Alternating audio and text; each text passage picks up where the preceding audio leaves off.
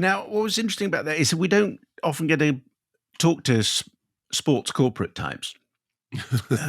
But so Joe is obviously very much, that was the in. But Asif is always the kind of the interesting guy, I think, on these matters, because he thinks very broadly. And I my instinctive reaction was, if Asif is interested in this story, there is something to tell. Yeah. And you could tell that he was thinking, well, this really isn't me. And then he realized that there was an emotional, to use the cliche, there was an emotional arc to the film. So I guess the issue is, I mean, obviously, if you're a tennis fan or a Federer fan, you're going to find this absolutely essential viewing. Does it go any broader than that?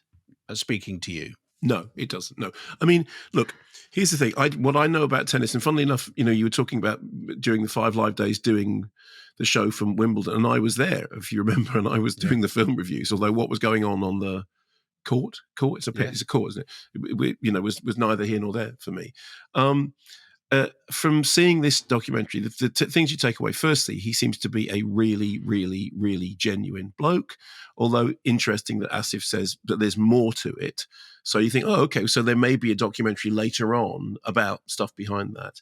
He is absolutely devoted to his wife, and there was a lovely moment there when Asif said, in what other sport do you constantly cut away to the wife or the girlfriend? Of course, that made me think about, why it is that we get sexy tennis in challengers, because the whole thing is it is played like a kind of menage a trois between these two guys on the pitch and then her in the audience.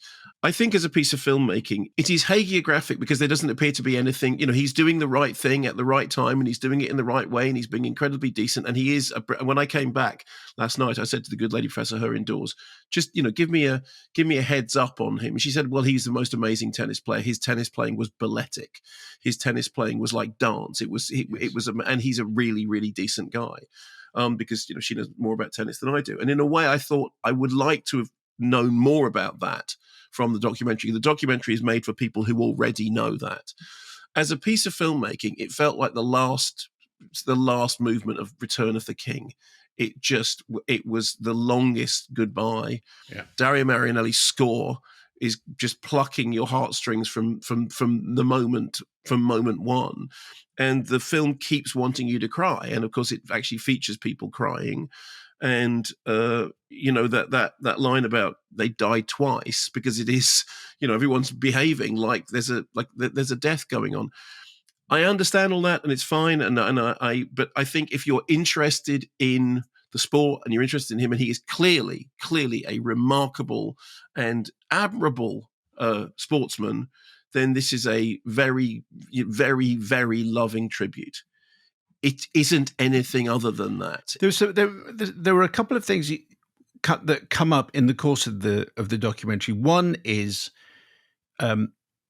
Roger saying that I call him Roger, obviously, is that, he tried being a bad boy, and because he thought that's how he was supposed to behave. And there are a couple of clips of him arguing with the umpire, and then he said, "Oh, you just realized that wasn't him. That wasn't him." Yeah. And I think, let's pick away at that. That sounds quite interesting, but it's not that kind of film. No, and of course it reminds you that when we had the documentary about McEnroe a few years ago, well, of course that was because, McEnroe's whole thing was, how can he be so good at tennis and yet so badly behaved? So that's the kind of, in the case of this, it is like he's really good at tennis and he seems really nice. And he stops at the point when it's clearly the right decision to stop.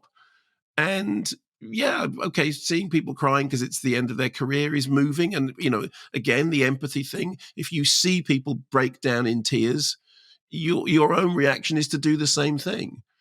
But that's all it is.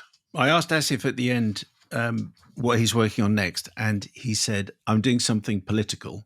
And then if anyone follows him on Twitter, then they'll know he has a very political mind.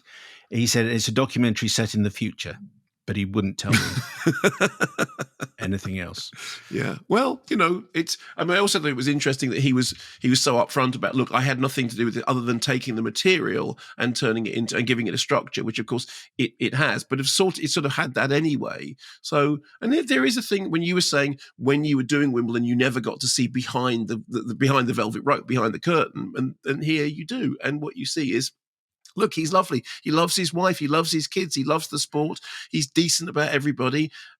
I would have liked more telling me, as somebody who doesn't know, why his playing was so brilliant, as opposed to just people saying his playing was so brilliant.